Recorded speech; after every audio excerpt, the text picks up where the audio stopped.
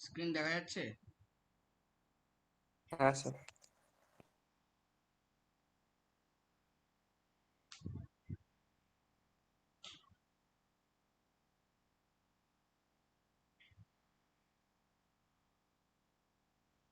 Clear দেখা যাচ্ছে পুরো?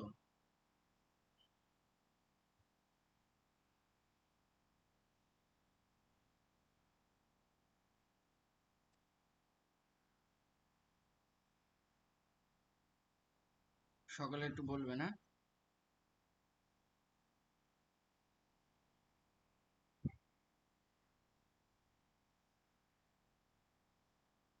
আমার কথা পুরো ক্লিয়ার কি আসছে? হ্যাঁ স্যার, ক্লিয়ার আছে। স্যার ক্লিয়ার আছে।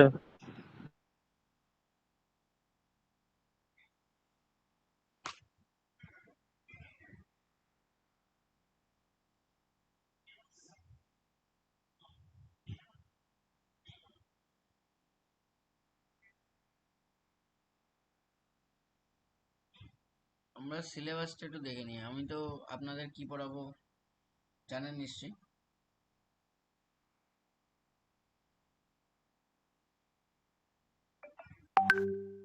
আজকে কিসের ক্লাস আছে?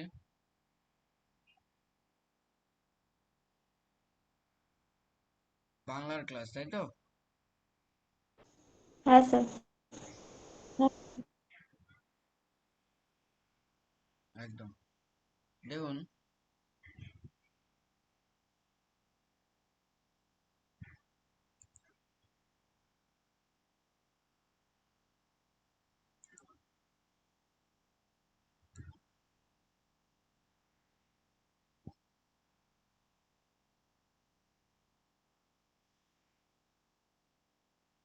আপনারা দেখতে পাচ্ছেন নিশ্চয়ই, পরিষ্কার একদম।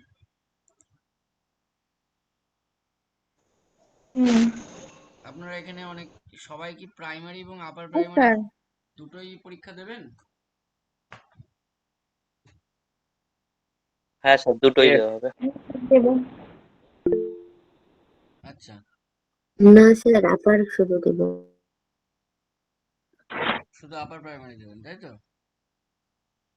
যাই হোক, আপার প্রাইমারি প্রাইমারি সিলেবাস সেমই আছে বাংলাতে, অসুবিধার কিছু নেই। দেখুন, সিটেটের যে নিয়ম, সেন্ট্রাল গভর্নমেন্টের যে টেট পরীক্ষা হয়, এনসিটি এনসিটি যে পরীক্ষার পদ্ধতি বলে দিয়েছে, সেখানে সিটেটের যে পদ্ধতি আছে, মার্কস ডিভিশন, সেখানে আমরা দেখতে পাচ্ছি 15 মার্কস করে দুটো পার্ট আছে। একটাতে আছে কম্পোজিশন আর একটাতে আছে পেডাগজি। এই দুটো পার্ট আছে। এখানেও আপনারা পরিষ্কার দেখতে পাচ্ছেন লেখা আছে language comprehension and pedagogy of language development. তো প্রথমে 15 নাম্বার থাকবে ল্যাঙ্গুয়েজ কম্প্রিহেনশন থেকে। এখানে দুটি প্যারাগ্রাফ থাকবে।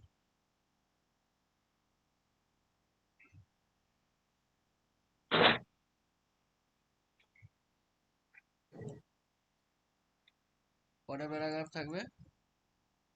দুটি প্যারাগ্রাফ। এক মিনিট।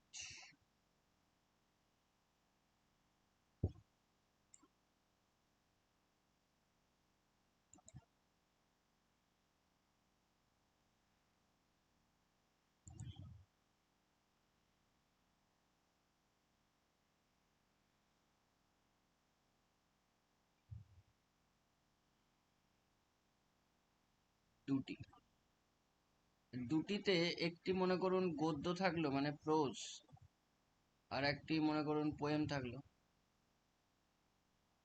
8 মার্কস আর 7 মার্কস এরকম করে ডিভিশন থাকতে পারে, অথবা 7+8 থাকতে পারে, যেটা খুশি। এখান থেকে কোনো গদ্য দিতে পারে, কবিতা দিতে পারে, নাটকের অংশ দিতে পারে, যেমন খুশি দিতে পারে। এবং এই যে কম্প্রিহেনশন, এই কম্প্রিহেনশনের মধ্য থেকেই কিন্তু ব্যাকরণের প্রশ্ন থাকে। ব্যাকরণ বা শব্দ, এই শব্দ ভান্ডার বা ব্যাকরণ রিলেটেড যে প্রশ্নগুলো সেগুলো কিন্তু এখান থেকেই করা হয়। আর আপনাদের আর একটা পার্ট আছে, সেটা হচ্ছে পেডাগজি অফ ল্যাঙ্গুয়েজ ডেভেলপমেন্ট। সেখানে দেখুন 10টা আপনাদের অধ্যায় আছে। কটা অধ্যায় আছে? 10টা। প্রথমটা দেখুন লেখা আছে শেখা এবং অধিগ্রহ। এরপরে ভাষা শিক্ষার মূলনীতি, শোনা এবং বলার ভূমিকা, মৌখিক এবং লিখিত আকারে ধারণাগুলি যোগাযোগের জন্য ভাষার ক্ষেত্রে ব্যাকরণের ভূমিকা, বিভিন্ন শ্রেণীকক্ষে ভাষা শেখানোর চ্যালেঞ্জ, অসুবিধা, ত্রুটি, ভাষার দক্ষতা, ভাষার বোধগম্যতা। এই ভাষার বোধগম্যতার ক্ষেত্রে আপনাদের বলা, শোনা, পড়া এবং লেখা এই 4টি বিষয়ের উপর গুরুত্ব দিতে হবে। শিক্ষার উপকরণ টিএলএম, এবং লাস্ট হচ্ছে রেমেডিয়াল টিচিং বা প্রতিকারমূলক শিক্ষা। এই হচ্ছে 10টা আমাদের অধ্যায় আছে, এবং আমাদের কিছু ব্যাকরণ এবং শব্দ রিলেটেড কিছু চ্যাপ্টার আমাদেরকে পড়তে হবে। এই হচ্ছে আমাদের মূল। কিন্তু দেখা যাচ্ছে যে যে ট্রেন্ডটা আমরা দেখতে পাচ্ছি, সেখানে দেখা যাচ্ছে যে 15 মার্কসের কিন্তু পেডাগজি আসছে না। পেডাগজি কিন্তু দিচ্ছে না।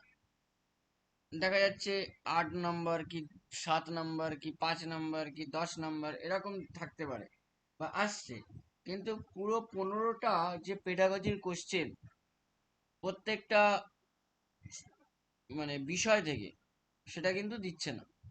এটা কিন্তু নিয়ম দেওয়ার, এনসিটি নিয়ম ফলো করলে এটা দেওয়া উচিত, কিন্তু দেওয়া হচ্ছে না। তো আপনারা এই 15 নাম্বার পেডাগজি হবে এটা ধরেই চলুন, দিতে পারে, তবে না দেওয়ার সম্ভাবনাও আছে। সেক্ষেত্রে ব্যাকরণ বা শব্দ ভান্ডার থেকে বেশি কোশ্চেন আসতে পারে। কি বললাম, বোঝা গেল কথাটা?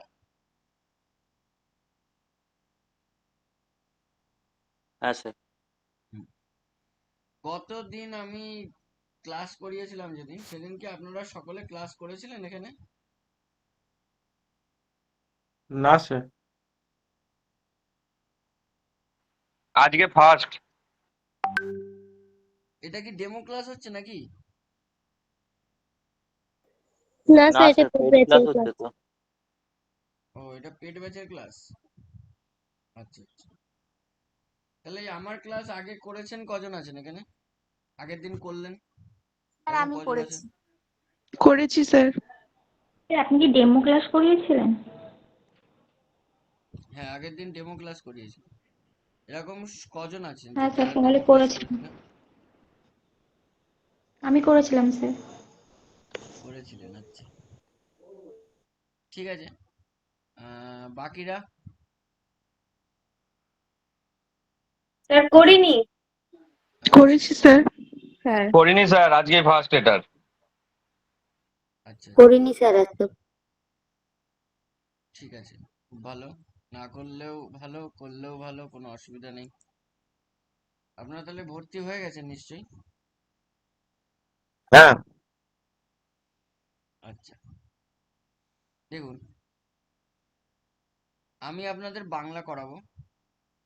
আমি গতদিন একটা ডেমো ক্লাস নিয়েছিলাম, কারকের উপরে আমি ডেমো ক্লাস করিয়েছিলাম একটা। তো আপনাদের সাথে সেদিন আমার ইন্টারাকশন হয়েছিল প্রথম। তো সেটা যারা করেছেন করেছেন, না করেছেন না করেছেন, কোনো অসুবিধা নেই। আজকের থেকে আমরা প্রথম শুরু করব। আমার নাম হচ্ছে স্নেহাশিস, স্নেহাশিস সিনহা। আমি একটি স্কুলে কর্মরত আছি, এবং আপনাদের এই সেন্টারে আমি বাংলা ক্লাসটি নেব। ঠিক আছে, তো এই হচ্ছে বিষয়। তো বলুন, আপনাদের কিছু জিজ্ঞাসা থাকলে বলুন, তারপরে আমরা শুরু করি। টেট রিলেটেড কোনো জিজ্ঞাসা থাকলে করুন। স্যার বলুন। বলছি ক্লাসটা কি মানে এখনই শুরু স্টার্ট হয়েছে না এখন আগে স্টার্ট হয়েছে? স্টার্ট সবে হলো, 8টা থেকে ক্লাস টাইম ছিল না? হ্যাঁ স্যার। হ্যাঁ, 8টা থেকে ছিল। সবে হয়েছে, আমি এমনি কথা বলছিলাম সিলেবাস নিয়ে। স্যার আপনি আপার প্রাইমারি টিচার না প্রাইমারি? আমি হাই স্কুলের টিচার। আচ্ছা।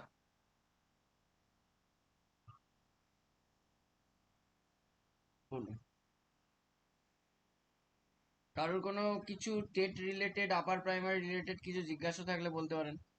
আরেকটা জিনিস আমি একটু বলি আপনাদেরকে, সেটা হচ্ছে আপনারা সবাই জানেন হয়তো যে আমাদের যে টেট সেটা হচ্ছে 150 মার্কস, তাই না? এবং হ্যাঁ এই sir. 150-এর। 150 marks 150 marks is equal to 40. This is the weightage. 40 marks হচ্ছে weightage, তাই তো? আপনারা জানেন তো এটা? হ্যাঁ স্যার।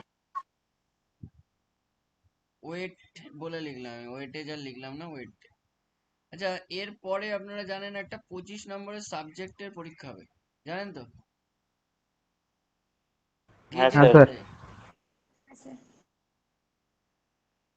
তাহলে কত হয়ে গেল? কি স্যার একবার বলুন, শুনতে পেলাম না। বললাম যে টেটের যে 150 নম্বরের পরীক্ষাটি হবে, সেই পরীক্ষাটি তো হলো, আপনি 150তে কত পেলেন তার আনুপাতিক হারে আপনি 40-এর মধ্যে কত পাচ্ছেন সেটা গণনা করা হবে, কারণ 150 সমান সমান 40 করা হয়েছে ওয়েটেজ। এরপরে আপনার একটা সাবজেক্টের পরীক্ষা হওয়ার সম্ভাবনা আছে গেজেট অনুযায়ী, সেটা 25 নম্বরের একটি পরীক্ষা হবে, এমসিকিউ টাইপ, এটা বলা হয়েছে। এরপরে আপনারা জানেন যে আপনাদের যেটা একাডেমিক, অনেকের একাডেমিক ফুল আছে, নো টেনশন সেখানে, সেটা 10 নম্বর আছে। আর এই হয়ে গেল কত, 75। এবার আমাদের ইন্টারভিউ আছে, interview plus demo. Interview plus demo মিলিয়ে কত হচ্ছে, 20 নাকি? 20 তো? হ্যাঁ স্যার। হ্যাঁ স্যার 20, 15-5। হ্যাঁ, আর এক্সপিরিয়েন্স কত আপনাদের? 5। 5। সব মিলিয়ে আপনার কত আসছে? 100। তো এই যে সাবজেক্টের পরীক্ষাটি হবে, এই সাবজেক্টটা কিন্তু 25 নম্বরের হবে। এবার যাদের মনে করুন বাংলা আছে, তাদের বাংলা, মানে যারা বাংলার টিচার হবেন, যারা গ্র্যাজুয়েশনে বাংলা করেছেন, তারা বাংলার উপরে পরীক্ষা দেবেন।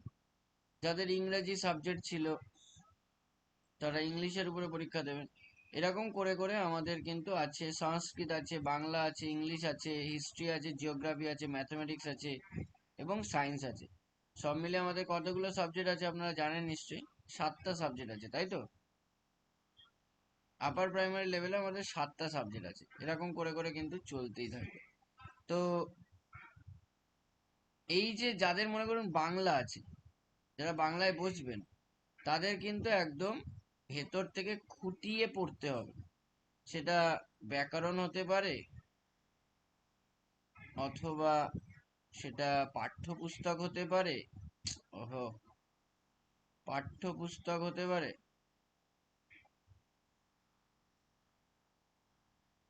এই দুটো ধরে রাখুন, এটা এই দুটোই হবে যদি যারা বাংলায় বসবে। আমি জানি না এখানে কারা কারা বাংলায় বসবেন। তো ব্যাকরণ, আমি আছি স্যার বাংলা। হ্যাঁ ব্যাকরণ আছে। স্যার এগুলো কি স্যার সাবজেক্ট হিসেবেই হবে, মানে সেরকম কিছু গেজেট আলাদা করে করেছে, প্রকাশ করা হয়েছে? হ্যাঁ, গেজেট আলাদাভাবে প্রকাশ করা হয়নি, কিন্তু সাবজেক্ট ছাড়া আর কিছু হওয়ার জায়গা নেই, বুঝেছেন? আচ্ছা স্যার, তাহলে জেনারেল যাদের থাকবে, মানে জেনারেল ইয়ে থাকবে, তাদের ক্ষেত্রে কি করবে সেটা? বুঝলাম না কথাটা, আরেকবার বলুন। মানে পাস সাবজেক্ট নিয়ে কেউ হয়তো পাস করেছে, তাদের ক্ষেত্রে সেটা কি করবে? সে যে কোনো একটাতে গ্র্যাজুয়েশন বসবে, কমপ্লিট করেছে। সে যে কোনো একটাই বসবে। 300 নম্বরের পরীক্ষা দিয়ে থাকবে, 300 হুম। মার্কসের উপরেও কিন্তু পরীক্ষা দিয়ে থাকতে হবে তাকে। 300 মার্কস গ্র্যাজুয়েশনে, যে 300 মার্কসের উপরে পরীক্ষা দিয়ে থাকবে, মানে গেজেট অনুযায়ী। এবার পরবর্তীকালে কি করবে আমি জানি না, আই ডোন্ট নো। এখন যেটা গেজেট অনুযায়ী বলছে যে 300 মার্কসের উপরে যারা পরীক্ষা দিয়ে থাকবে তারাই কেবলমাত্র বসতে পারবে। এবার 300 মার্কসের উপরে আপনি মনে করুন তিনটে সাবজেক্ট আপনার ছিল কথার কথা, তার মধ্যে দুটো সাবজেক্টে আমি 300 মার্কসের উপরে পরীক্ষা দিয়েছি, তাহলে আপনি যে কোনো একটাতে বসবেন। ধরুন আমি কথার কথা বলছি, বাংলাতেও আপনি 300 মার্কসের উপরে পরীক্ষা দিয়েছেন, আপনি হিস্ট্রিতেও দিয়েছেন কথার কথা, তো আপনি বাংলাতে বসতে চাইছেন না, আপনি হিস্ট্রিতে বসতে চাইছেন, বসতে পারেন, কোনো অসুবিধা নেই, নো প্রবলেম, বসুন।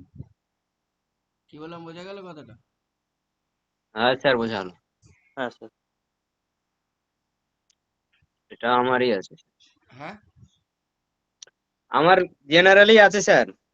হুম। এই ব্যাপারটা আমার জেনারেলি আমার 300 মার্কসই কমপ্লিট করা আছে গ্র্যাজুয়েশন স্যার। হ্যাঁ হ্যাঁ, এবার আপনি যে মানে সাবজেক্ট, আমাদের হ্যাঁ বলুন। আমার 3টে সাবজেক্ট ছিল, বেঙ্গলি, পলিটিক্যাল সায়েন্স আর হিস্ট্রি। হুম। ওই 3টে সাবজেক্টের ভিতরে যে কোনো আমি একটা সাবজেক্ট চয়েস করতে পাবো। হ্যাঁ, কিন্তু পলিটিক্যাল সায়েন্স পারবেন না, কারণ পলিটিক্যাল সায়েন্স আপনার ক্লাস 8 অবধি নেই। হ্যাঁ, আপনি তাহলে বেঙ্গলি আর হিস্ট্রি স্যার। হ্যাঁ, স্যার বেঙ্গলি আর আমার তো হিস্ট্রি। কম্পিউটার আছে, তাহলে কি হবে? সেক্ষেত্রে অন্য কোনো মানে অল্টারনেটিভ সাবজেক্ট আপনাকে দেওয়া হবে, বুঝতে পেরেছেন আচ্ছা। কথাটা? এবার কম্পিউটার সায়েন্স নিশ্চয়ই আপনার ছিল, হ্যাঁ। সেক্ষেত্রে আপনার সায়েন্সের উপরে অথবা ম্যাথামেটিক্স এর উপরে কোনো সাবজেক্ট দেওয়া হলো, ম্যাথামেটিক্স দিতে পারবেন আপনি, ম্যাথামেটিক্স। আচ্ছা আচ্ছা। বুঝতে পেরেছেন কথাটা? হ্যাঁ হ্যাঁ। আপনি তো কম্পিউটারে বসতে পারবেন না, কারণ কম্পিউটার তো অ্যাজ এ সাবজেক্ট ওখানে নেই। হ্যাঁ।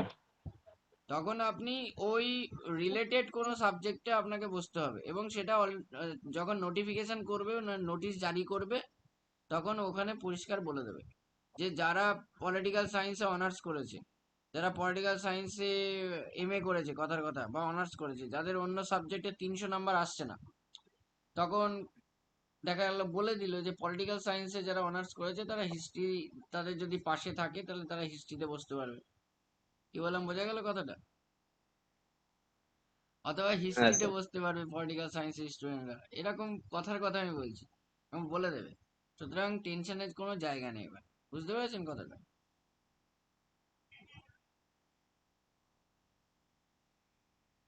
আশা করি বুঝতে পেরেছেন। Any problem? না স্যার। হ্যাঁ, বাংলা ইতিহাসে খুব কম্পিটিশন হবে, এটুকু বলে দিলাম। স্যার, হ্যাঁ বলুন।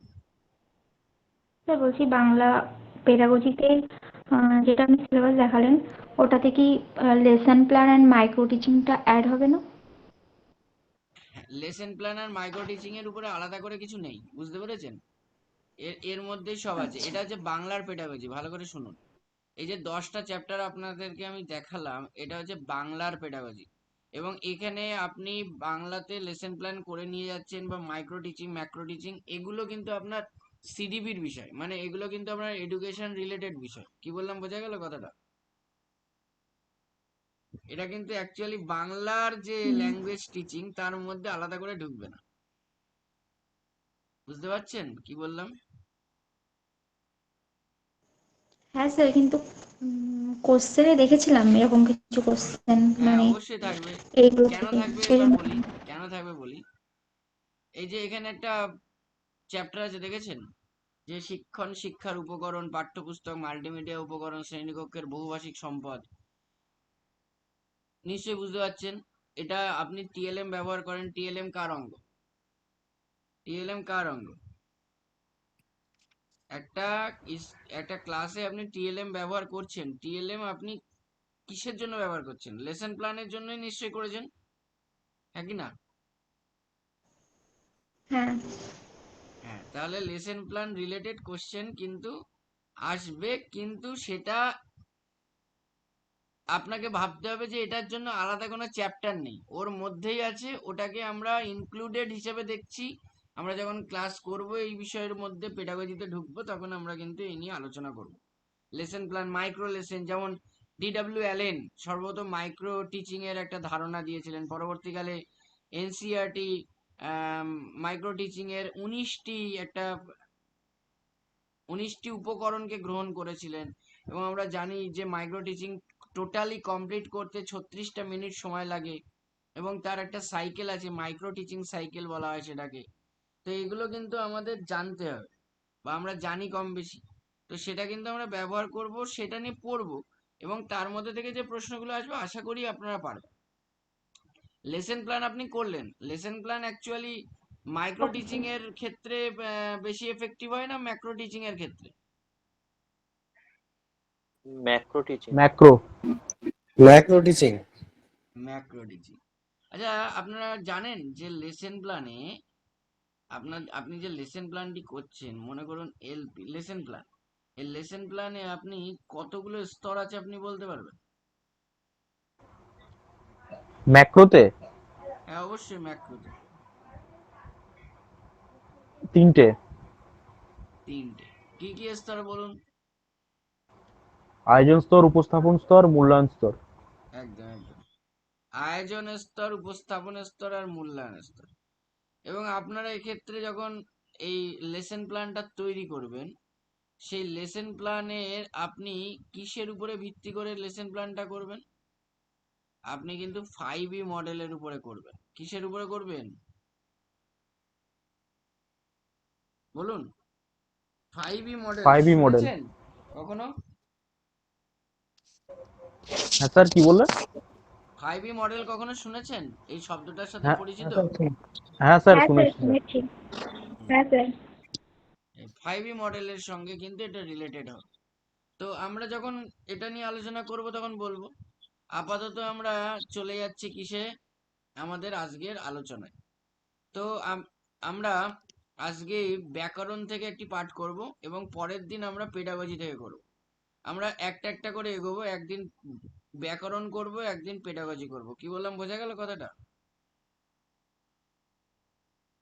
হ্যাঁ তাতে হ্যাঁ করে স্যার, বোঝা গেছে। তাতে করে আমাদের ব্যাকরণ এবং পেডাগজি দুটোই সাইমালটেনিয়াসলি চলতে থাকবে, তো কোনো অসুবিধা হবে না।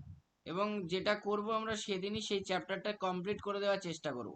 দেখা যাচ্ছে আজকে আমি যদি ব্যাকরণ করাই তাহলে সেই চ্যাপ্টারটা আজকেই কমপ্লিট করব, এবং পরের দিন পেডাগজি করাবো, মনে করুন শেখা এবং অধিগ্রহণ এই প্রথম চ্যাপ্টারটা আমি করব, এটা সেই দিনই কমপ্লিট করে দেওয়ার চেষ্টা করব। তো এইভাবে কিন্তু আমি এগোবো। তো আমি আপনাদের জন্য একটা নোট বানিয়েছিলাম আজকে, যেহেতু ব্যাকরণের প্রথম ক্লাস হচ্ছে ধ্বনি এবং বর্ণের উপরে। তো ব্যাকরণ শিখতেই হয় বা শুরুই করতে হয় ধ্বনি এবং বর্ণ দিয়ে। সেই জন্য আমি একটা পিডিএফ বানিয়েছি, এবং সেটা অলরেডি ফরওয়ার্ড করে দিয়েছি আপনাদের স্যারকে। তো স্যার নিশ্চয়ই সেটা আপনাদের ডকুমেন্টস হিসেবে দিয়ে দেবেন, কোনো চিন্তার কিছু কারণ নেই। তো আমরা তার আগে একটু চলে আসি, কোথায় চলে আসি বলুন তো? আমরা একটু একটা সাইট খুলি। 1 মিনিট একটু ওয়েট করে যান, হ্যাঁ।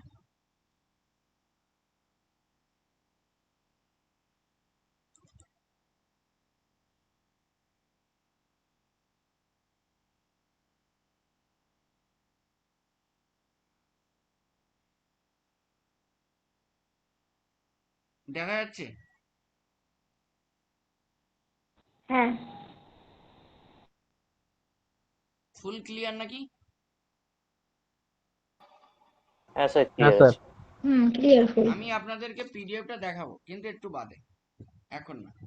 এখন আমি একটু নিজে আপনাদের সাথে একটু ক্লাস করি, মানে ক্লাস নিয়ে একটু আলোচনা করি, তারপরে বলবো। আচ্ছা, আপনারা সবাই তো ধ্বনি এবং বর্ণ পড়েছেন বা জানেনও, এবং ইভেন মনে হয় আমার প্রথম যে ক্লাসটা ছিল, বেশ মাস দেড়েক হয়ে গেল আশা করছি। সেই দিন আমি একটা আপার প্রাইমারি ক্লাস নিয়েছিলাম ডেমো হিসাবে। তো সেখানে কিন্তু আমি ধ্বনি বর্ণ পড়িয়েছিলাম, এবং লাস্ট ডেমো ক্লাসে আমি কারক করিয়েছিলাম। তো এই যে ধ্বনি বর্ণ আমি করিয়েছিলাম, হয়তো অনেকে ছিলেন, হয়তো ছিলেন না। আহ, কিন্তু আপনারা নিশ্চয়ই ধ্বনি এবং বর্ণ পড়েছেন, এবং বাচ্চাদেরকে পড়ানোর সময় নিশ্চয়ই ধ্বনি এবং বর্ণ আপনি পড়ানো, কি ঠিক কিনা বলুন? পড়ান তো? হ্যাঁ স্যার। আচ্ছা, আমাকে বলুন তো, এখানে বাংলার কে কে আছেন? বাংলাতে গ্রাজুয়েশন করেছেন বা বাংলাতে অনার্স করেছেন, এমন কি কে আছেন?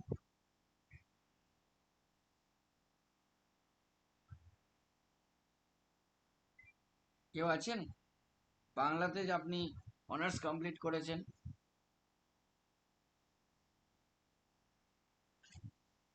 কেউ নেই।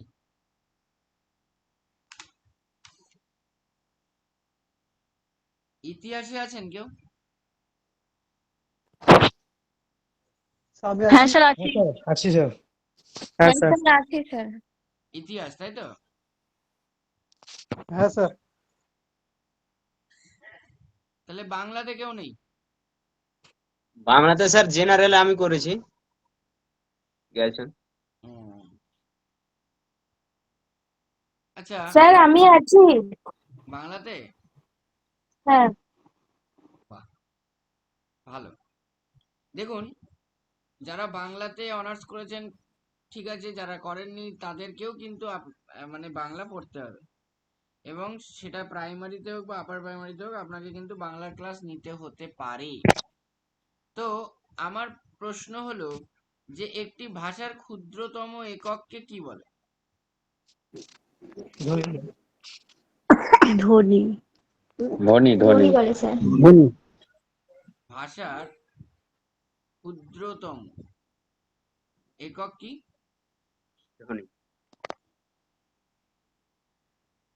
আচ্ছা, যদি বলি যে বাক্যের ক্ষুদ্রতম একক কি? বর্ণ। বর্ণ। বর্ণ। বাক্যের ক্ষুদ্রতম একক কি বর্ণ? শব্দ স্যার। শব্দ। শব্দকে কি আর ভাঙা যায় না? শব্দ স্যার। শব্দকে কি বর্ণ আর হবে। ভাঙা যায় না? স্যার পদ। বর্ণ দিয়ে ভাঙা যায়। তাহলে একটু আগে বর্ণ যিনি বলেছেন তিনি ঠিকই বলেছেন।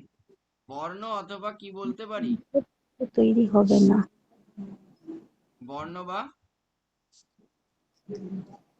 ধ্বনি। বর্ণ বা ধ্বনি, তাই তো? হ্যাঁ স্যার। Hello sir. হ্যাঁ বলুন। স্যার বলছি বর্ণ বা ধ্বনি বললেন স্যার, বর্ণ আর ধ্বনি তো আলাদা মনে হয় স্যার, মানে লিখিত রূপিত বর্ণ। ধ্বনি অবশ্যই। লিখিত হ্যাঁ, রূপিত বর্ণ। লিখিত রূপ বর্ণ। তাহলে ধ্বনি আর বর্ণ এক জিনিস না তো? ধ্বনি তো না, উচ্চারিত যে ধ্বনি এবং আওয়াজটা। বর্ণ এক জিনিস না, কিন্তু একই জিনিসের দুটো রূপভেদ। এক জিনিস আচ্ছা না হয়েও একই জিনিসের দুটো রূপভেদ। মানে যেটা ধ্বনি সেটাই তো বর্ণ হচ্ছে, আর আচ্ছা, এটা বর্ণ, লিখিত আছে নাকি? কিন্তু বর্ণ কখনো কখনো সেটা ধ্বনি হয় না। কিন্তু সমস্ত ধ্বনি কিন্তু ম্যাক্সিমাম বর্ণ। সমস্ত ধ্বনি কিন্তু বর্ণ হয়, ঠিক কিনা বলুন? Okay sir. হ্যাঁ। হ্যাঁ স্যার। সমস্ত ধ্বনি বর্ণ হয়, শুধু একটা ধ্বনি বর্ণ হতে পারে না, সেটা আমি একটু পরে বলবো। ভাষার ক্ষুদ্রতম একক ধ্বনি, বাক্যেরও ক্ষুদ্রতম একক আমরা ধ্বনি এবং বর্ণকে বলতে পারি। কারণ আমরা বলতে পারি যে ভাষা আসলে বাক্যেরই একটি নামান্তর বা বাক্য ভাষার নামান্তর। কারণ আমরা যখন ভাষা বলছি, কোন একটা কিছু বলছি, তখন আমরা কিন্তু একটি বাক্য উচ্চারণ করছি বা একটি সেন্টেন্সকে কিন্তু আমরা বলছি, ঠিক কিনা বলুন? বলছি তো? হ্যাঁ হ্যাঁ স্যার। স্যার। আমাকে বলুন তো, ভাষা কাকে বলে? বলুন, কেউ বলতে পারবেন ভাষা কাকে বলে? ভাব প্রকাশের মাধ্যম হলো ভাষা। তাহলে কি বলা যেতে পারে? যে ভাষা হলো মনে উদয় হওয়া ভাবের প্রকাশ, তাই তো? তাই তো? হ্যাঁ স্যার। তাহলে আমরা যে মনের ভাবকে প্রকাশ করতে পারি তার মাধ্যম হচ্ছে ভাষা। ভালো করে বুঝুন। তাহলে ভাষাকে আমরা কি বলতে পারি? একটা মাধ্যম। মাধ্যম বলতে মনের পারি। ভাব প্রকাশের মাধ্যম। হ্যাঁ, কিসের মাধ্যম? না, ভাবের বা ভাব প্রকাশের মাধ্যম। ভালো কথা। কিন্তু এই যে ভাষা, এই ভাষাটা উৎপত্তি হচ্ছে কোথা থেকে? এই ভাষাটার উৎপত্তি হচ্ছে বাকযন্ত্র থেকে। কোথা থেকে হচ্ছে? বাকযন্ত্র থেকে। এবার আপনারা ক্লাস 4 এর বইতে দেখেছেন, ভাষাপাঠ বইতে বাকযন্ত্রের লেভেলিং করা আছে যে কোনগুলো বাকযন্ত্র। তা আপনারাও নিশ্চয়ই জানেন যে কোনগুলো বাকযন্ত্র। যেমন বাকযন্ত্রের প্রথম উপাদান হচ্ছে, আমরা বলতে পারি কি? কি বলতে পারি? ফুসফুস বলতে পারি। কি বলতে পারি? ফুসফুস। তারপরে আমরা কি আসছে আমাদের শ্বাসনালী। কি আসছে? শ্বাসনালী। শ্বাসনালী। তারপরে শ্বাসনালীর পরে আমাদের কি আসছে? শ্বাসনালী উপরে উঠে এসে কণ্ঠতে আসলে এটাকে আমরা বলছি কণ্ঠনালী। আমরা স্বরতন্ত্রী জানি, স্বরতন্ত্রী, ভোকাল কর্ড। আমাদের আসছে জিহ্বা, আমাদের আসছে তালু, আমাদের আসছে মূর্ধা, আমাদের আসছে ওষ্ঠ, এবং আমাদের আসছে দন্ত, আমাদের আসছে নাসিকা। তাহলে এতগুলো আসছে, ঠিক কি না? বলুন, এতগুলো হ্যাঁ স্যার। আসছে? স্যার আমি এক জায়গায় দেখলাম, স্যার ঘটিকা, ঘটিকা মানেটা কি? বুঝলাম না। স্যার এই বাকযন্ত্রের ছবিতে দেখছিলাম যে শ্বাসনালীর খাদ্যনালীর একটু উপরে ঘটিকা, মানে এই ঘটিকাটা স্যার কি? মানে শ্বাসনালী আর স্বরতন্ত্রের একটু খাদ্যনালী যেখানে নিচের গিয়ে দিকে। মিশছে ওটা হচ্ছে একটা মানে পাতলা পর্দা দিয়ে ঢাকা থাকে, বুঝতে পেরেছেন? ওই পাতলা আচ্ছা। পর্দা সরে যায় যখন আপনি কথা বলছেন, তখন পাতলা পর্দাটা সরে গিয়ে সেই বাতাসটা বাইরে বেরিয়ে আসে এবং মুখগহ্বরের জিহ্বাকে মানে মুখগহ্বরের মধ্যে জিহ্বা বিভিন্ন স্থানে সেই বাতাসকে বাধা দিয়ে ধ্বনির সৃষ্টি করছে, বা বাধা না পেয়েও ধ্বনির সৃষ্টি হতে পারে। তাহলে ওই যে আমাদের যে খাদ্যনালী এবং শ্বাসনালী, ওই দুটো আসলে একটা মূল অংশ, মানে মূল কিন্তু একটাই নালী। তারপরে ওটা একটা জায়গায় এসে ভাগ হয়ে যাচ্ছে। ওই যে যে জায়গাটায় গিয়ে ওরা ভাগ হয়ে যাচ্ছে, ওই জায়গাটিকেই আমরা কি বলছি? স্বরযন্ত্র বা স্বরতন্ত্রী। ওই জায়গাটাকে, ওটা একটা পাতলা পর্দা বিশেষ, বুঝতে পেরেছেন? Okay sir. এবার দেখুন, তাহলে এই বাকযন্ত্র কিন্তু উৎপত্তির জায়গা। তাহলে আমরা বাকযন্ত্র থেকে কি উৎপত্তি ঘটলো? আমাদের আমাদের ভাষার উৎপত্তি ঘটলো। আর ভাষার ক্ষুদ্রতম একক কি আমি বলে দিয়েছি, ধ্বনি। তাহলে আমরা যদি বলি ধ্বনি কাকে বলে, তাহলে আমরা কি বলবো? বাকযন্ত্র থেকে উচ্চারিত অর্থপূর্ণ আওয়াজকে ধ্বনি বলে। তাহলে বাকযন্ত্র হচ্ছে মানুষের বাকযন্ত্র থেকে উচ্চারিত হতে হবে। মানুষের বাকযন্ত্র থেকে উচ্চারিত, 1 নম্বর। 2 নম্বর হচ্ছে আপনি যেটা বললেন, অর্থপূর্ণ, অবশ্যই অর্থপূর্ণ হতে হবে। এবং 3 নম্বর হচ্ছে বোধগম্য। বোধগম্য, বোধগম্যতা না থাকলে কি তাকে আমরা ধ্বনি বলতে পারি? মানে অর্থপূর্ণ হলো কিন্তু আমার কাছে সেটা পরিষ্কার বোধগম্যতা আসলো না। তাহলে অর্থপূর্ণ হলো আর বোধগম্যতা, এই দুটো কিন্তু সাইমালটেনিয়াস, মানে পরিপূরক একে অপরের। এই দুটো কিন্তু একে অপরের পরিপূরক, ঠিক কি না? তার মানে অর্থপূর্ণতা আসলে বোধগম্যতা আসবে, অর্থপূর্ণতা না আসলে বোধগম্যতা আসবে না। তাহলে এই হচ্ছে আমাদের ধ্বনির বৈশিষ্ট্য। এই ধ্বনির বৈশিষ্ট্যের উপরে দাঁড়িয়ে রয়েছে ধ্বনির সংজ্ঞা। তাহলে ধ্বনির সংজ্ঞা আমরা কি বলতে পারি? মানুষের বাকযন্ত্র থেকে উচ্চারিত অর্থপূর্ণ বোধগম্য, এবং এইটা হচ্ছে একটা আওয়াজ।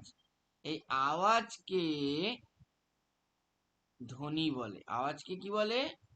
ধ্বনি বলে। কিন্তু যে কোনো আওয়াজকে আমরা ধ্বনি বলতে পারি না। এবার প্রশ্ন হলো, বর্ণ তাহলে কি জিনিস? বর্ণ তাহলে কি জিনিস? ধ্বনির লিখিত চিহ্ন বা প্রতীককে আমরা কি বলি? বর্ণ। বর্ণ। লিখিত চিহ্ন বা প্রতীক হতে পারে, কোনো সিম্বল হতে পারে, যাই হোক, তাই হচ্ছে বর্ণ। এবার কথা হচ্ছে যে বর্ণ আর ধ্বনির মধ্যে সম্পর্কটা কি? না, ধ্বনি হচ্ছে উচ্চারিত, বর্ণ হচ্ছে লিখিত। ধ্বনির সংখ্যা কম, বর্ণের সংখ্যা বেশি, এইটাই তো কথা, তাই তো? তাহলে হ্যাঁ স্যার। ধ্বনি আর বর্ণের মধ্যে সম্পর্কটা মনে রাখতে হবে। এবার আমাদের প্রশ্ন হলো, ধ্বনি বা বর্ণ কত প্রকারের? ধ্বনি কত প্রকারের? যদি একটু পরিষ্কার করে বলি তাহলে আমরা বলবো এইটাই, এই ভাগটা বলবো। একটা হচ্ছে বিভাজ্য ধ্বনি আর একটা হচ্ছে অবিভাজ্য ধ্বনি, মনে রাখবে না? তাহলে ধ্বনি কত প্রকার? দুই প্রকার, একটা বিভাজ্য ধ্বনি, একটা অবিভাজ্য ধ্বনি। বিভাজ্য ধ্বনির দুটি ভাগ, একটি হচ্ছে স্বরধ্বনি, একটি হচ্ছে ব্যঞ্জন ধ্বনি। অবিভাজ্য ধ্বনির মধ্যে পড়ে লয়, ছন্দ, জ্যোতি, শ্বাসাঘাত, আর একটা এখান থেকে করে দিই সুর তরঙ্গ, সুর তরঙ্গ, এতগুলো কিন্তু পড়ে। এবার আমার প্রশ্ন হলো, আপনারা কোনোদিন এই ভাগটা শুনেছেন যে বিভাজ্য আর অবিভাজ্য? না স্যার। না না, তাহলে শুনিনি। তাহলে আমার তো জানতে হবে যে বিভাজ্য মানে কি।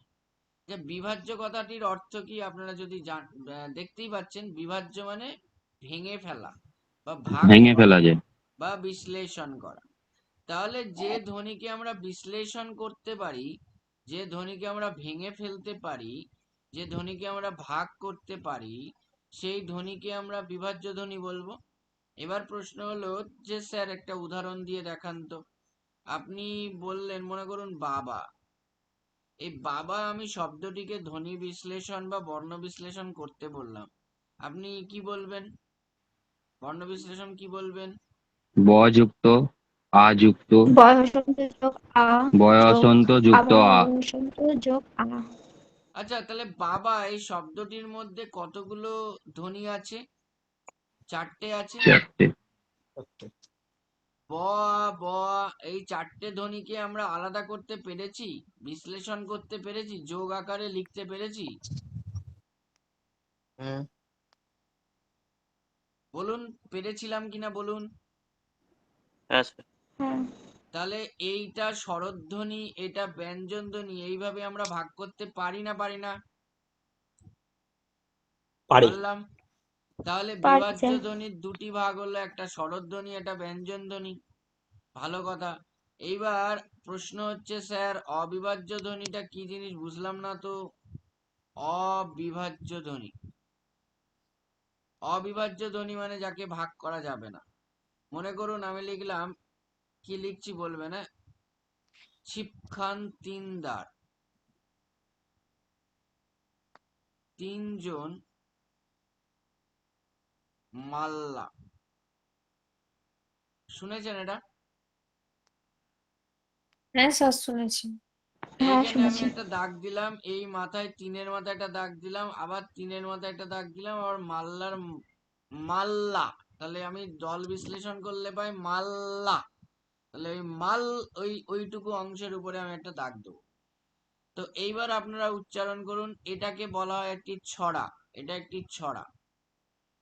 যখন আপনারা ছড়া উচ্চারণ করবেন তখন আপনি দ্রুততার সঙ্গে করবেন, দ্রুততার সাথে করুন, দ্রুততার সাথে উচ্চারণ, দ্রুততার সাথে উচ্চারণ করুন। কি হবে? ছিপখান তিনদার, তিনজন মাল্লা, চৌপর দিনভর দেয় দূর পাল্লা। তাহলে আপনি দেখুন একটা বিশেষ অংশের উপরে জোর দিচ্ছেন। কেমন করে দিচ্ছেন? না হলে ভালো লাগবে না, শুনতে ভালো লাগবে না। তাহলে একদমই মনে হবে যে নিরস একটি রচনা আমরা পড়ছি। আমরা বলছি ছিপখান তিনদার, ছিপখান তিনদার, তিনজন মাল্লা। তাহলে একটা জায়গায় আমি জোর দিচ্ছি, একটা অংশের উপরে আমি একটু জোরে বেশি জোর দিচ্ছি না দিচ্ছি না? দিচ্ছি। বলুন, ছিপখান তিনদার, তিনজন মাল্লা, চৌপর দিনভর দেয় দূর পাল্লা। তাহলে আমি কি কোন একটা অংশের উপরে জোর দিলাম? হ্যাঁ স্যার। কার উপরে দিলাম? হ্যাঁ স্যার। ছিপের উপরে দিলাম। এখানে কার উপরে দিলাম? হ্যাঁ স্যার। ছিপ। এই যে ছিপ, এই অংশটিকে আপনি যদি মূল অংশ থেকে ভাঙতে যান বা বিশ্লেষণ করতে যান, তাহলে এর কি আর কোনো অর্থ বা সেই জায়গাটা তৈরি থাকবে বা পাওয়া যাবে?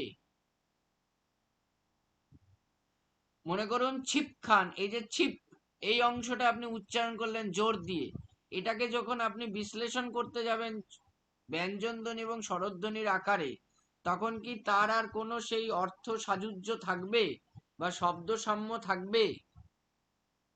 না স্যার, ছিপো খান বললে তাহলে তো পুরো চেঞ্জ হয়ে যাচ্ছে।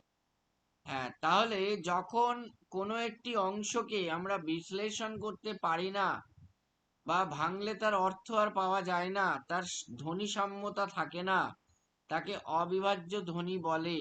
এই তার একটি উদাহরণ হচ্ছে শ্বাসাঘাত। এটাকে বলা হয় শ্বাসাঘাত, মানে শ্বাস দিয়ে জোর দেওয়া, আঘাত করা। যারা বাংলা নিয়ে পড়েছেন তারা হয়তো একটু ভালো জানবে, তবে আমি বুঝিয়ে দেওয়ার চেষ্টা করলাম। এবার চলে আসুন স্বরধ্বনিতে। এটুকু কি হ্যালো ক্লিয়ার? স্যার, হ্যাঁ বলুন। বলছি যদি শুধু একটা শব্দ এখান থেকে নেওয়া হতো চিপ মান, পুরো ছড়া আকারে না নিয়ে, সেক্ষেত্রে এটা অবিভাজ্য থাকতো। কোনটা বলুন? এখানে যে চারটে শব্দ লিখেছেন, মানে প্রথম শব্দটা যদি নিয়ে যদি করা হতো চিপ মান, তো তখন সেক্ষেত্রে সেটা অবিভাজ্য হতো। কবিতার আকারে লেখা থাকতে হবে, ঠিক আছে? আচ্ছা। না হলে সেটাকে তো বিশ্লেষণ করা যাবে। শ্বাসাঘাত তো কবিতাই হয়, কবিতার আকারে কোনো লাইন থাকবে, সেখান থেকে আপনি উচ্চারণ করছেন, সেইটাকে আপনাকে বিশ্লেষণ করতে পারছেন কিনা দেখতে হবে, ঠিক আছে? মনে করুন হ্যাঁ স্যার, ঠিক আছে। ছিপ খান, এই ছিপ, এইটুকুকে আপনি আর ভাঙতে পারবেন না, ভাঙলে অর্থ থাকবে না। সেই জন্য এটাকে বলা হচ্ছে শ্বাসাঘাত বা অবিভাজ্য ধ্বনির একটি পাঠ। এবার আপনি চলে আসুন স্বরধ্বনিতে। আচ্ছা, আপনাকে আমি প্রশ্ন করলাম স্বরধ্বনির নাম স্বরধ্বনি হলো কেন? বলতে হবে যে ধ্বনি উচ্চারণ করবার সময় স্বর অর্থাৎ শ্বাস বায়ু, ভালো করে দেখবেন স্বর কথাটির অর্থ কি?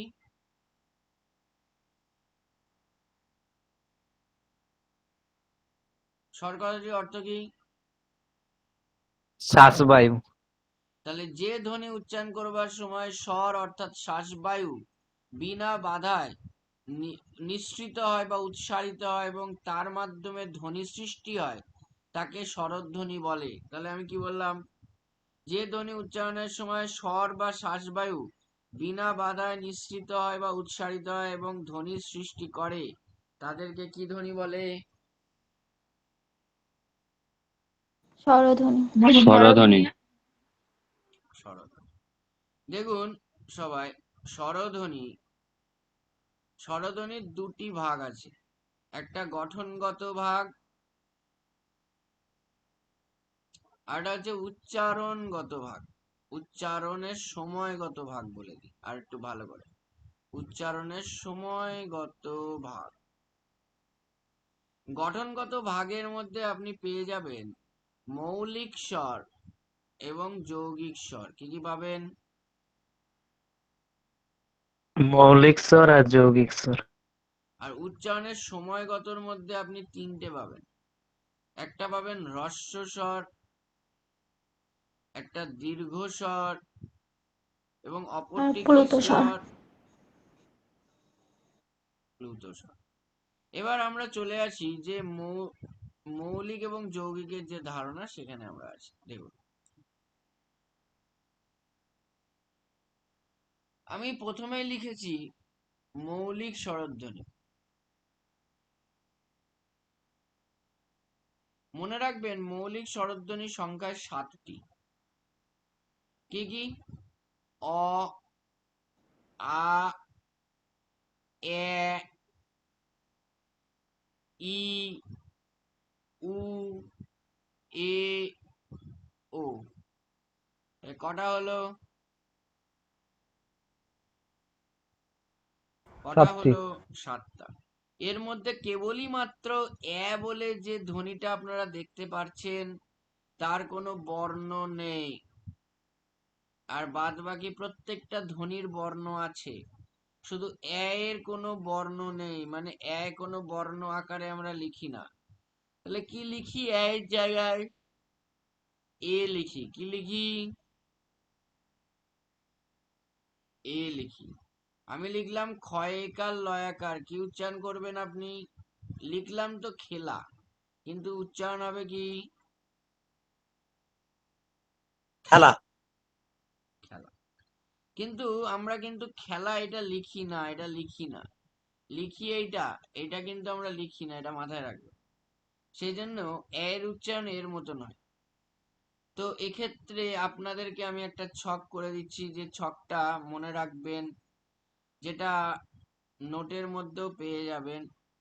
মনে করুন এই যে ছবিটা আমি আঁকছি, এই যে ছবিটা, এই ছবিটা আপনারা দেখে থাকতে পারেন, দেখেছেন সবাই? হ্যাঁ স্যার, দেখেছি।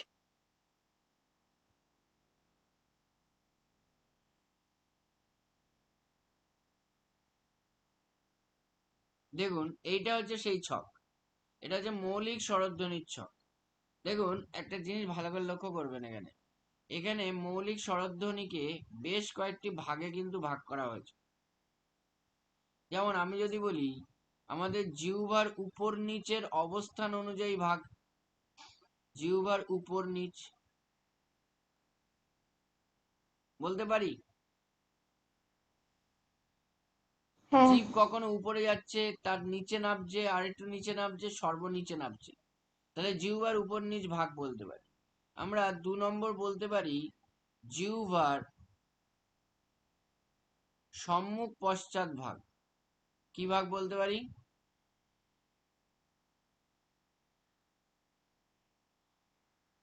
জিহ্বার সম্মুখ পশ্চাৎ ভাগ বলতে পারি। 3 নম্বর দেখুন, আমরা বলতে পারি ওষ্ঠের আকৃতি অনুযায়ী ভাগ। আমি বলে দেবো আপনাদেরকে, ওষ্ঠের আকৃতি অনুযায়ী ভাগ।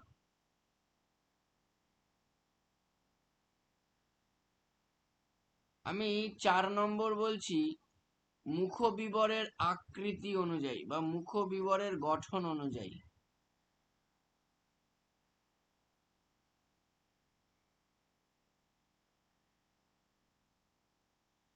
এই জায়গাটা আপনাদের কাছে পরিষ্কার হয়নি বলুন, না হয়েছে? না স্যার। স্যার এখানটা একটু বলুন। বলবো। দেখুন 1 মিনিট ওয়েট করবেন, হ্যাঁ, আমি আপনাদেরকে একটু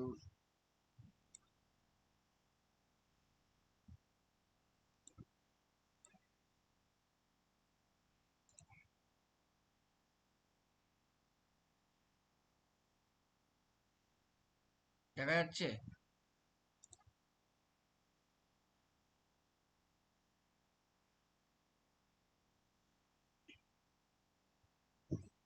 আমাকে দেখা যাচ্ছে?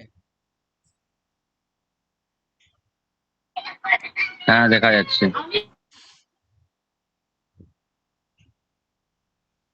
আচ্ছা, আমি এবার এখানে চলে আসছি, দেখবেন আমাকে দেখা যাচ্ছে তো? আচ্ছা। দেখুন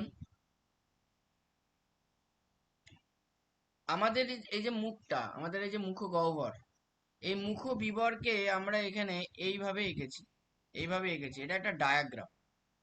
এখানে সবার উপরে কোন দুটো স্বরধ্বনি আছে দেখতে পাচ্ছেন তো? কোন দুটো হ্যাঁ স্যার। স্বরধ্বনি আছে? হস্যই আর হস্যু। হর্ষই হর্ষৌ। হ্যাঁ, এবার সঠিক উচ্চারণটা করবেন এবার থেকে। ই আর উ বলবেন হ্রস্বই ই আর হ্রস্ব উ। এবার আমি উচ্চারণ করছি, লক্ষ্য করুন যে জিভ আপনার কোথায় অবস্থান করছে, উঁচুতে না নিচের দিকে। আমি বললাম হ্রস্ব ই আর হ্রস্ব উ। আপনারা উচ্চারণ করুন, করে নিজেরা বোঝার চেষ্টা করুন যে জিহ্বা উপরের দিকে আছে না নিচের দিকে আছে।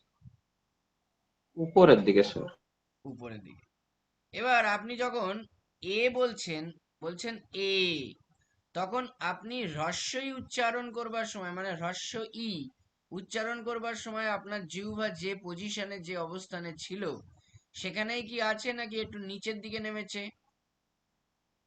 নিচের দিকে নেমেছে। নিচের দিকে নেমে গেছে। এবার আপনি যখন এ বলছেন তখন কি একই অবস্থানে রয়েছে না নিচের দিকে নামছে? একই অবস্থানে আছে। ভালো করে বলো। একটু নিচে নেমে যাচ্ছে তার তুলনামূলক। একদম হ্যাঁ স্যার, একদম একটু নিচে নিচে নামে। নেমে গেছে। এবার আ বলুন তো, আ বলার সময় আপনার জিহ্বা কোথায় থাকছে দেখুন তো? একদম একবারে নিচের দিকে নিচে। ঠেকে যাচ্ছে। আরো নিচে। তাহলে এই যে জিহ্বার উপর নিচ বললাম আমি ভাগ, জিহ্বার উপর, এই যে আমি উপর বানানটা লিখছি না, আমি কিন্তু ভুল বানান লিখছি। এই যে উপর, এই যে হর্ষ উ, এর হর্ষ উ কিন্তু আমি ভুল লিখছি, আমি কিন্তু এখানেও ভুল লিখেছি, ঠিক আছে? কিন্তু আপনারা ভাবছেন যে এটা সঠিক। দেখুন, সঠিক বানানটা হচ্ছে, সঠিক লেখাটা হচ্ছে, অনেকে জানে না, সেটা হচ্ছে এই যে হ্রস্ব এর যে আকৃতিটা, এই যে মাথার যে উড়ুনি বলা হয় এটাকে, বা আকৃতি বলা হয়, এটা কিন্তু একটু পাশ থেকে হবে, ঠিক যেমন ভাবে হ্রস্ব ই এর হবে, এরকম করে হবে। তো একেবারে মাথা থেকে কিন্তু উঠবে না, একটু পাশ থেকে উঠবে, কিন্তু আমরা ছোটবেলা থেকে এইভাবে লিখে আসছি বলে আমাদের এটা কিন্তু ভুল হয়ে যাচ্ছে। তো যাই হোক, আমি কিন্তু আপনাদেরকে বিষয়টা বললাম, চেষ্টা করব আমরা যতটা পারার, আমাদের অভ্যাসের কারণে এটা হয় না। তো দেখুন, জিহ্বার উপর নিচ অবস্থান অনুযায়ী জীব কতগুলো জায়গায় অবস্থান করলো? 4টে জায়গায় অবস্থান করলো। কতগুলো জায়গায়? 4টি। তাহলে প্রথমটা হবে উচ্চ, দ্বিতীয়টা হবে উচ্চ মধ্য, তৃতীয়টা হবে নিম্ন মধ্য, এবং 4 নম্বর হবে নিম্ন। 4 নম্বর কি হবে? নিম্ন। নিম্ন। দেখুন, উচ্চ, এটাকে আমরা দুটো দেখতে পাচ্ছি এখানে, একটা হচ্ছে হ্রস্বই আর একটা হচ্ছে হ্রস্ব উ। আর হ্রস্ব উচ্চ মধ্যতে আমরা দুটো দেখতে পাচ্ছি, এ আর ও। ও। নিম্ন মধ্যতেও আমরা দুটো দেখতে পাচ্ছি, এ আর অ। আর নিম্নতে আমরা কটা দেখতে পাচ্ছি? আ। একটা। একটা। ঠিক তেমনি ভাবে আপনি জিহ্বার সম্মুখ পশ্চাৎ ভাগে চলে আসুন। বুঝতে পারছেন এবার? হ্যাঁ, পাচ্ছি। অসুবিধা হলে বলবেন। জিহ্বার সম্মুখ পশ্চাৎ। আচ্ছা, সম্মুখ মানে কি? সামনে, নাকি? সামনে। আর পশ্চাৎ মানে পেছনে। পেছনে। পেছনে। তাহলে চলুন তো এই ছবিটা দেখুন। সামনে, মনে করুন, ভালো করে বুঝবেন, এই দিকটা হচ্ছে সামনের দিক, এই দিকটা হচ্ছে পশ্চাতের দিক, আর এই আটা হচ্ছে মাঝখানে। তাহলে আপনি এবার বলুন তো, আপনি এ উচ্চারণ করুন, বলুন এ। বলেছেন? হ্যাঁ। আচ্ছা, মনে মনে বলেছেন, তাও আমি বলছি যে ভালো করে উচ্চারণ করবেন। এ, এ বলার সময় আপনাদের জিহ্বা কিন্তু সামনের দিকে আছে। এবার আপনি ওই সোজাসুজি ও উচ্চারণ করুন, ও। ও উচ্চারণ করুন, করার সময় দেখবেন যে ওটা কোন দিকে আছে, সামনে না পিছনে? পেছনে। হ্যাঁ, তাহলে আমাদের এক্ষেত্রে আমরা 3টে ক্যাটাগরি পড়বো। জিহ্বার সম্মুখ পশ্চাতে 3টে, একটা হচ্ছে সম্মুখ, একটা হচ্ছে পশ্চাৎ, অপরটি হচ্ছে কেন্দ্রীয়।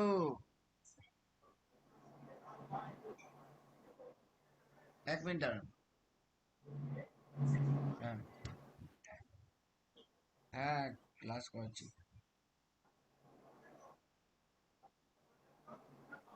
মহাশয়, মহাশয়, মহাশয়। হুম, না, ঠিক আছে, আমি রাখছি, ক্লাস নেই। আচ্ছা, তাহলে বলুন তো, সম্মুখে কোনটা আসবে? 3টে আসবে। হ্রস্বই এ আর অ্যা। হ্যাঁ, বলুন, সঠিক উচ্চারণ করুন। হ্রস্বই এ হ্রস্বই আর অ্যা। এ আর এ। আচ্ছা, পশ্চাতে কে কে আসবে? অ, হ্রস্ব ও আর ও। ও আর হ্রস্ব উ। আর কেন্দ্রীয়তে কে আসবে? আ। আ। মাত্রা জানেন কত? কোনগুলোর মাথায় পূর্ণ মাত্রা হয়, কোনগুলোর মাত্রায় হয় না? হ্যাঁ স্যার। হ্যাঁ স্যার, জানি। আচ্ছা, জিহ্বার সম্মুখ পশ্চাৎ ভাগ হয়ে গেল। এবার চলে আসুন ওষ্ঠের আকৃতি। একটা জিনিস বলি আপনাদেরকে, ধ্বনি বর্ণের চ্যাপ্টার কিন্তু বহুত বড় চ্যাপ্টার, জানেন তো?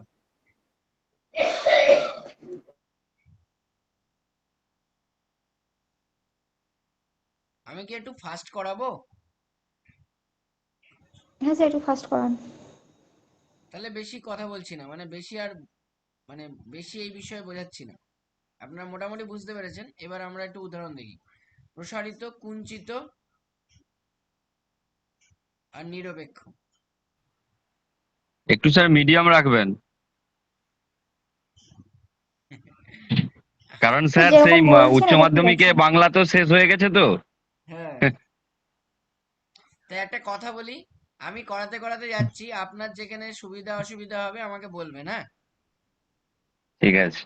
বলবেন, এটা তো ইন্টারাকশন হচ্ছে, তো আমি তো আপনার সাথে কথা বলছি, আপনিও তো কথা বলতে পারছেন, তাহলে কথা বলুন, অসুবিধা নেই, কোনো প্রবলেম নেই, জিজ্ঞাসা করবেন। দেখুন, আবার হ্রস্ব এর মাথায় আকরি ওইভাবে দিলাম। আরে অভ্যাস তো, অভ্যাস পাল্টানো যাবে না অত সহজে।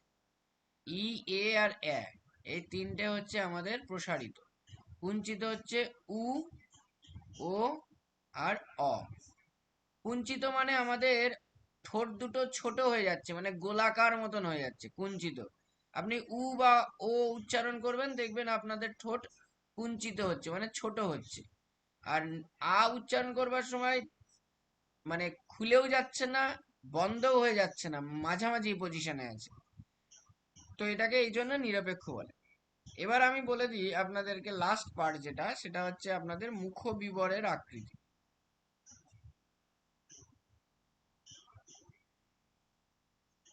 মুখ বিবরের আকৃতি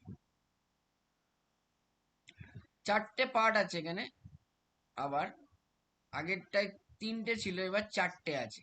সেটা হচ্ছে, প্রথমে হচ্ছে সংবৃত, দন্তস্ব অনুস্বর বয়রিত, অর্ধ সংবৃত। আমি উচ্চারণগুলো কি করছি, অর্ধবিবৃত আর বিবৃত। হ্যাঁ আমি উচ্চারণগুলো কি করছি একটুখানি শুনবেন, হ্যাঁ ভালো করে। আমি বলেছি অনুস্বর, আমরা কিন্তু অনেশ্বর বলি, অনেশ্বর কিন্তু বলে না, সঠিক উচ্চারণ হচ্ছে অনুস্বর। তো এইটা কিন্তু মাথায় রাখবেন। সংবৃত কথার অর্থ হচ্ছে মানে বদ্ধ হয়ে যাওয়া, আবদ্ধ হওয়া, বদ্ধ হওয়া, মানে জিভ দিয়ে পুরো মুখের ভেতরের যে গহ্বর সেটাকে ঢেকে দিচ্ছি, মানে বন্ধ করে দিচ্ছি, তাকে বলা হয় সংবৃত। এটাকে বলা হয় হ্রস্ব ই আর হ্রস্ব উ, এই দুটো। অর্ধ সংবৃত নিচের দিকে নামলো একটু, এ ও। অর্ধ বিবৃত হচ্ছে এ আর অ, আর বিবৃত হচ্ছে আ। তো এই হয়ে গেল আমাদের মৌলিক স্বরধ্বনি। এবার আমরা চলে আসি যৌগিক স্বরধ্বনিতে। যৌগিক স্বরধ্বনি ভালো করে শুনবেন। যৌগিক স্বরধ্বনি দুটি, একটা হচ্ছে ওই, আর একটা কি, ও। ওই আর ও। আমি ওইটা একটু ঠিক করে লিখে দিই, ওই, ওই আর ও, এই দুটো। স্যার সংবৃতটা আরেকবার একটু বললে ভালো হয়। সংবৃত হচ্ছে, দেখুন আপনি যখন আপনি উচ্চারণ করুন তো, ই আর উ বলুন তো। ই আর উ। ই আর উ না, ই বলুন একবার আর উ বলুন একবার। ই উ। তা ই বলার সময় আপনার জিভটা কোথায় থাকছে, নিচের দিকে না উপরের দিকে? বলুন ওপরের তাড়াতাড়ি। দিকে।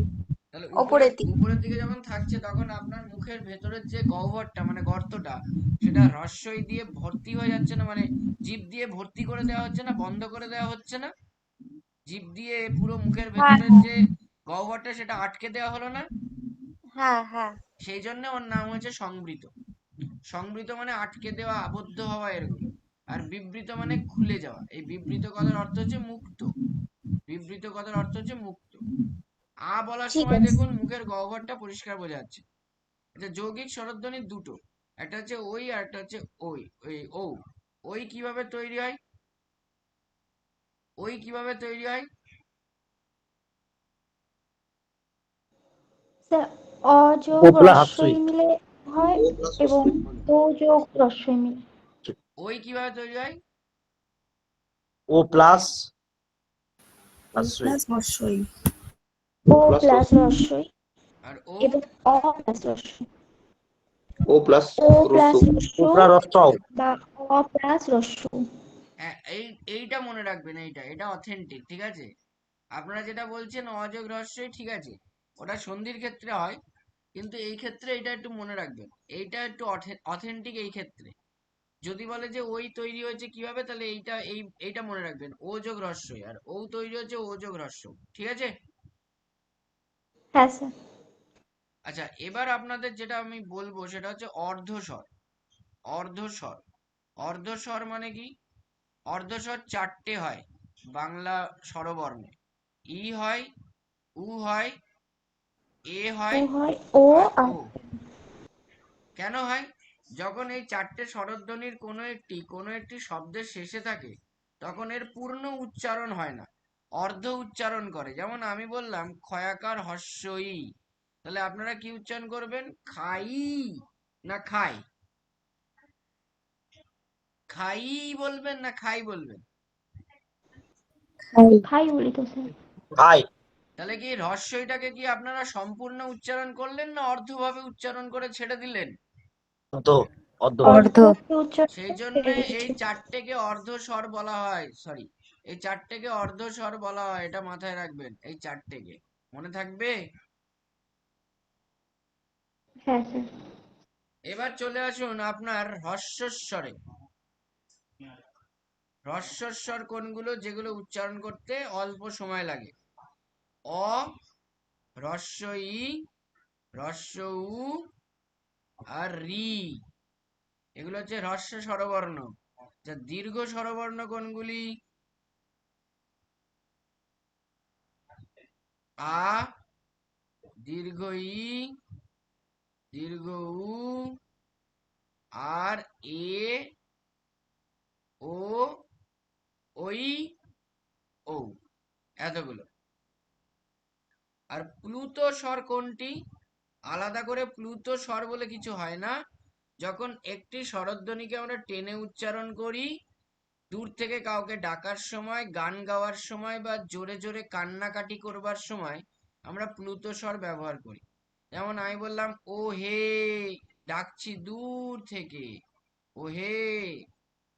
এই মনে রাখবেন, প্লুত স্বর মোটামুটি 3 বার লিখতে হয়, 3 বার, মিনিমাম 3 বার লিখতে হয়। তাহলে হ্রস্বস্বর, দীর্ঘস্বর, প্লুতস্বরের বিষয়টা কি আপনাদের ক্লিয়ার হলো?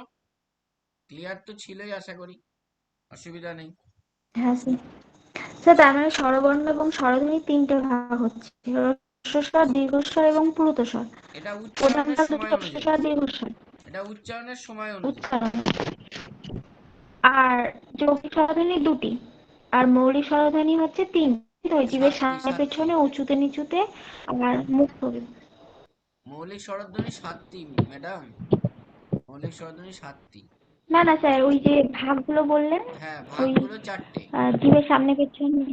ভাগ 4টে, আচ্ছা। হুম। ঠিক আছে? কিন্তু যদি বলে কটি সংখ্যা, তাহলে বলবেন 7টি, ঠিক আছে? 7টি স্যার, হ্যাঁ। একদম। তাহলে আমরা স্বরধ্বনির এই জায়গাটা কি কমপ্লিট করতে পারলাম?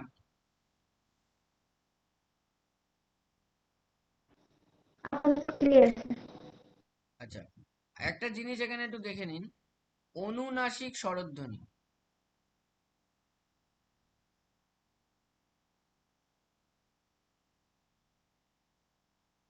যখন কোনো স্বরধ্বনিকে আমরা নাসিকার মাধ্যমে উচ্চারণ করি, মানে নাকি সুরে উচ্চারণ করি, বা চন্দ্রবিন্দু আনার চেষ্টা করি, তখন সেটাকে বলা হয় অনুনাসিক স্বর। যেমন আমি বললাম, কি বললাম? ইঁদুর। কি বললাম? কি বললাম? ইঁদুর। ইন্দুর আচ্ছা, ইঁদুর ইঁদুর। এই শব্দটায় হ্রস্বের যে ধ্বনিটা, সেটা কি ধ্বনি? না মাথায় চন্দ্রবিন্দু উচ্চারণ, মানে চন্দ্রবিন্দু লিখেছি মানে আমি নাসিকার মাধ্যমে উচ্চারণ করব। তাহলে আমরা উচ্চারণ করব ইঁদুর, ইঁদুর। মনে করুন আমি লিখলাম, কি লিখলাম,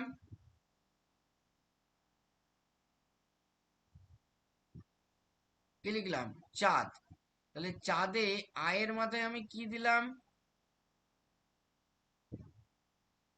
আয়ের মাথায় কি দিলাম, চন্দ্রবিন্দু। সিঁদুর। মনে করুন আমি লিখলাম এঁটেল, এঁটেল মাটি। তাহলে এর মাথায় কি দিলাম, চন্দ্রবিন্দু। চন্দ্রবিন্দু। তাহলে এটাকে আমরা বলি কি, অনুনাসিক স্বরধ্বনি। এগুলো মানে এগুলোই যে অনুনাসিক স্বরধ্বনি হবে এমনটা নয়, সব কটাই হতে পারে। উচ্চারণের সময়কালে যদি নাসিকার মাধ্যমে উচ্চারিত হয় তখন তাকে বলা হয় অনুনাসিক স্বরধ্বনি। কি বললাম, বোঝা গেল? হ্যাঁ স্যার। স্যার বলছি সানুনাসিকটা কি? সানুনাসিক মানে যেটা জোর করে আমরা চাপিয়ে দিই, বুঝতে পেরেছেন? যেমন পুঁথি, পয়স্যু থয়স্যি, পুঁথি, এটা মূল শব্দ হচ্ছে পুস্তক, পয়স্যু দন্ত শয়তয় ক। আচ্ছা, পুস্তক এই শব্দের মধ্যে কোনো নাসিক্য ধ্বনি ছিল? কোনো নাসিক্য ধ্বনি মানে উঙ, ইঙ, মূর্ধন্য, দন্তন্য, ম এর কোনোটা কি ছিল? নেই, নেই। না স্যার। না তাহলে স্যার। এখান থেকে যখন আমি পুঁথি করব, পুঁথি, তখন কি এই পয়ের মাথায় চন্দ্রবিন্দু আসা উচিত? না স্যার। কিন্তু তাও আমরা দিয়ে দিই, জোর করে দিয়ে দিই। এই যে জোর করে দিয়ে দিল, এইটাকে, এই যে জোর করে কোনো জায়গায় দিয়ে দেওয়া হচ্ছে, সেটাকে সানুনাসিক বলে। কি বলে? সানুনাসিক। এই সানুনাসিকেরই আর একটা নাম হচ্ছে আনুনাসিক। আনুনাসিক, এটাও একটু মাথায় রাখবেন, সানুনাসিকের আর একটা নাম। তাহলে আমরা কিন্তু স্বরধ্বনি কমপ্লিট করে ফেলেছি। এবার আমরা একটু ব্যঞ্জন ধ্বনিতে যাই। তা অসুবিধা হয়নি তো এইটুকুতে? না স্যার। পরিষ্কার করে বলবেন।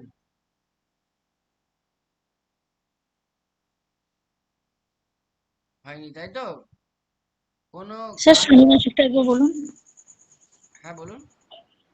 সানুনাসিকটা একবার বলুন, যখন জোর করে কি বললেন ওটা? জোর করে চন্দ্রবিন্দু নিয়ে আসি। ঠিক আছে স্যার। হবে না, নিয়ে আসছি। স্যার যেমন, জোর করে কিছু বসালে তাহলে সেটা সানুনাসিক। হ্যাঁ, আর যখন হচ্ছে উ, ইয়, মূর্ধন্য, দন্তন্য বা ম এর উচ্চারণগুলো হবে তখন হচ্ছে আনুনাসিক। হুম, বা নর্মাল চাঁদ, কাঁচি, আনুনাসিক না, পঁচিশ অনুনাসিক। এরকম যদি চন্দ্রবিন্দু উচ্চারিত হয়। আনুনাসিক আচ্ছা। না, অনুনাসিক। অনুনাসিক, sorry স্যার।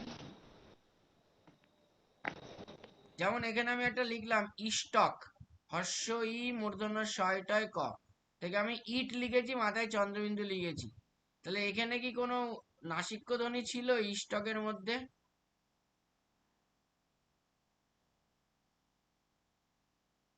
ছিল, বলুন। না স্যার। ছিল তাহলে না, ছিল না। না এখানে স্যার। চন্দ্রবিন্দু এনেছি জোর করে, এখানে চন্দ্রবিন্দু জোর করে এনেছি, এইটাকে বলা হচ্ছে সানুনাসিক বা আনুনাসিক। কি বললাম, বোঝা গেল? হ্যাঁ। স্যার।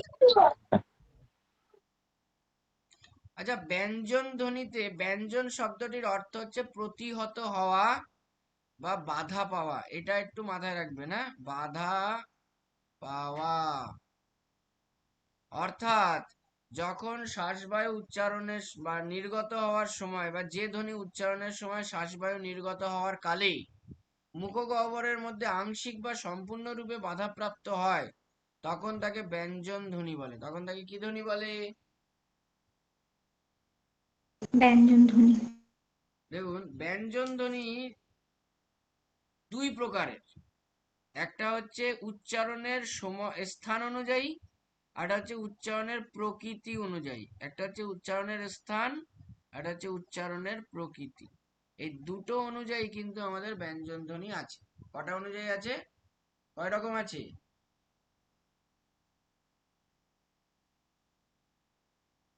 বলুন। দুই রকম। কয় রকম? দুই রকম। দেখুন আমি আপনাদেরকে উচ্চারণের স্থান অনুযায়ী, আচ্ছা যদি জিজ্ঞাসা করি উচ্চারণের স্থান কতগুলি আছে ব্যঞ্জনের ক্ষেত্রে, তাহলে আপনারা প্রথমে বলবেন স্যার কণ্ঠা আছে, 2 স্যার নম্বর আপনারা অনেকগুলো বলবেন আছে তো, কণ্ঠ, তালু আছে, তালব্য, 3 নম্বর আপনি বলবেন মূর্ধা মূর্ধা, আছে, 4 দন্ত, নম্বর আপনি বলবেন দন্ত আছে, কণ্ঠ তালব্য আর কণ্ঠস্থ। ওষ্ঠ আছে। 5 নম্বর আপনি বলবেন ওষ্ঠ আছে, 6 নম্বর আপনি বলবেন দন্ত মূলীয় আছে, আর 7 নম্বর আপনি বলবেন কণ্ঠনালীয় আছে।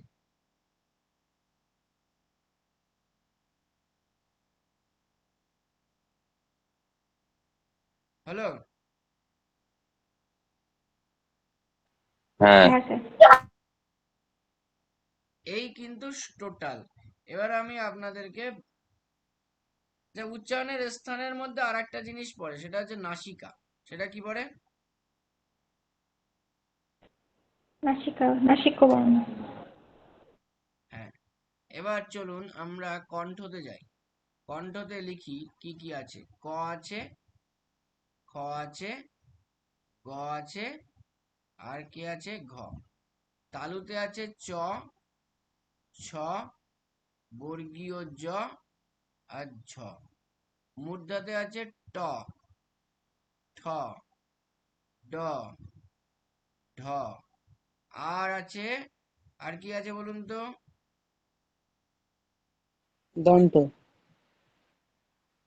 না, ডয়ে শূন্য বা ডয়ে বিন্দু র, ঢয়ে বিন্দু র, আর র, শুধু র। আর একটা আছে বর্ণে, সেটা হচ্ছে মূর্ধন্য স। তালুতে আর একটা আছে, আমি একটু লিখে দিই, সেটা হচ্ছে তালব্য স। দন্ততে চলে আসুন। ত, থ, দ, ধ। ওষ্ঠতে প, ফ, ব, ভ। দন্তমূলীয়তে দেখুন দাঁতের গোড়া থেকে উচ্চারিত হয় দন্তন্য র, র, ল, স। এবার র আমি 2 জায়গাতেই দিয়েছি। মূর্ধাতে উচ্চারিত হয় এটা, এর থেকেও বেশি মানে প্রাধান্য পায় হচ্ছে দন্তমূলীয়তে। র কিন্তু বয়শূন্য র কিন্তু দন্তমূলীয়তে উচ্চারিত হয়। কণ্ঠনালীয়তে উচ্চারিত হয় হচ্ছে হ। কণ্ঠনালীয়তে কি উচ্চারিত হয়? একটাই হয়। কি হয়? কি হয়? স্যার হ। কণ্ঠনালীতে স্যার হ। আরে নাসিকা আমি লিখে দিয়েছি স্যার, এখানে। হুম, স্যার বলুন বলুন। আপনি ওই প্রথমটা লিখলেন না, কণ্ঠ, ক খ গ ঘ। হুম, লিখলাম তো, বলুন। স্যার যদি এটা ক বর্গের মধ্যে কটি বলে তাহলে স্যার উটা হবে না? হ্যাঁ, বর্গের মধ্যে ঢুকলে উঙা ঢুকবে, কিন্তু আমি তো আর উচ্চারণের যদি স্থান অনুযায়ী করলাম, বর্গ করিনি এখনো। উচ্চারণের স্থান অনুযায়ী বলে তাহলে চারটে, মানে এইগুলোতে তাহলে চেঞ্জ হয়ে যাচ্ছে, তাই তো? মানে ওই উ, ইও এইগুলো হ্যাঁ, সব বাদ এগুলো চলে যাচ্ছে। নাসিকাতে চলে যাবে। আর আমি একটু পরে প্রকৃতি অনুযায়ী আচ্ছা। আপনাদেরকে দেখাবো, তখন দেখবেন যে উঙটা আপনার ওই ক বর্গের মধ্যে ঢুকে গেছে। বুঝতে পেরেছেন? স্যার মটা ওষ্ঠ বর্ণের মধ্যে যাবে? এই যে ম নাসিকাতে গেছে, নাসিক্য বর্ণ তো ম। হ্যাঁ, ওটা তো ওষ্ঠ দিয়েও উচ্চারণ হ্যাঁ, হচ্ছে। ওষ্ঠ দিয়ে উচ্চারণ হয়, কিন্তু যেহেতু আমি এখানে নাসিকা বলে ভাগ করেছি উচ্চারণের স্থানে, সেই জন্য আমি এটাকে মটাকে নাসিকার মধ্যে রাখবো। বুঝতে পেরেছেন? আচ্ছা। এবার বুঝেছি, মানে পঞ্চম বর্ণগুলো নাসিকার মধ্যে হ্যাঁ, রেখে দিতে হবে আর বাদ বাকিগুলো হ্যাঁ। এবার কণ্ঠদালের আপনি মধ্যে। এখানে ম স্যার রাখতেই পারেন, কোনো পাবে। অসুবিধা নেই, ম রাখতেই পারেন। কিন্তু ময়ের আসল উচ্চারণের স্থান তো ওষ্ঠ নয়, ময়ের আসল উচ্চারণের স্থান হচ্ছে নাসিকা। ঠিক কিনা বলুন? হ্যাঁ স্যার। সেই জন্য আমি এখানে রেখেছি। আচ্ছা, এটুকু বোঝা গেছে? হ্যাঁ স্যার, একটু পেজটা রাখুন। দেখা যাচ্ছে? হ্যাঁ। আচ্ছা, আমি একটা কাজ করব এখন। সেটা হচ্ছে আমার ল্যাপটপের একটু সমস্যা আছে বলে আমি যেটুকু রেকর্ড করেছি সেটুকু আগে সেভ করে নিই, বুঝেছেন? নইলে পরে সেভ পাওয়া যাবে না, বুঝতে পেরেছেন? তারপরে আবার রেকর্ড চালু করছি, কারণ অলরেডি 1 ঘন্টা 16 ওকে মিনিট স্যার। হয়ে গেছে, নইলে এটা আর পাওয়া যাবে না, হ্যাং করে যাচ্ছে মাঝে মাঝে। ঠিক আছে? হ্যাঁ স্যার। হ্যাঁ স্যার, হ্যাঁ।